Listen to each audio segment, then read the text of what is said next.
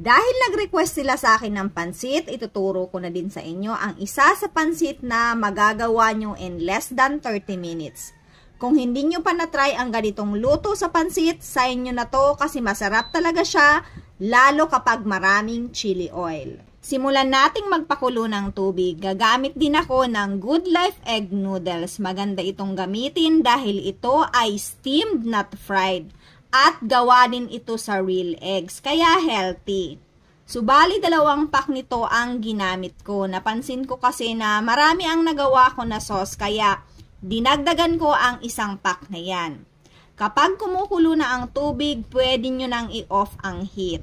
Ibabad ng 1 to 2 minutes lang, hugasan para mag-stop ang cooking process. I-drain at i-set aside.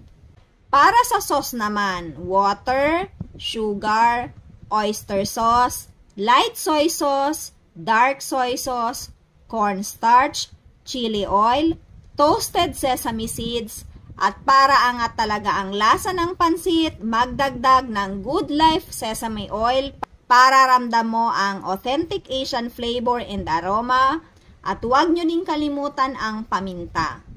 Haluin, tikman at mag-adjust ng timpla ayon sa inyong panlasa. I-set aside muna at gagamitin natin yan mamaya. Sa isang kawali, maglagay ng kaunting mantika. Isunod ang karne. Gamit ko dito pork. Naglagay din ako ng paminta. Haluin at hayaan muna nating mag-brown ang karne. Isunod ang hipon. Kapag orange na both side, tanggalin muna para hindi ma-overcook.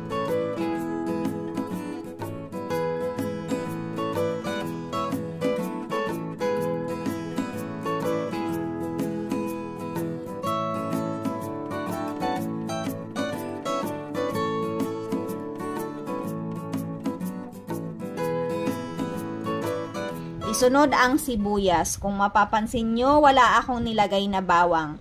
Pwede kayo maglagay ng bawang kung gusto nyo, pero wala talagang bawang ang recipe na to. Isunod ang pechay at ang kalahati ng sauce na ginawa. Haluin at isunod ang Good Life Egg Noodles na binabad natin sa mainit na tubig. Haluin at isunod ang natitirang sauce. Kaunting halo na lang ito kasi luto na yan. Idagdag ang spring onion at hipon na niluto natin kanina.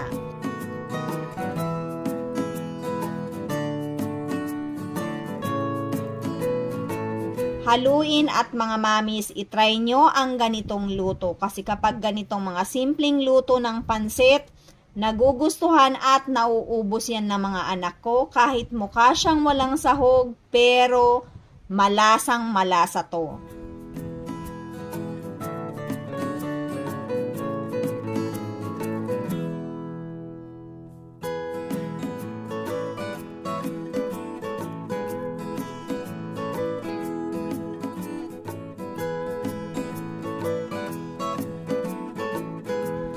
So, plating time na tayo. Yung nilutong pansit muna. Tapos, ang ginagawa ko, nilalagay ko sa ibabaw yung hipon.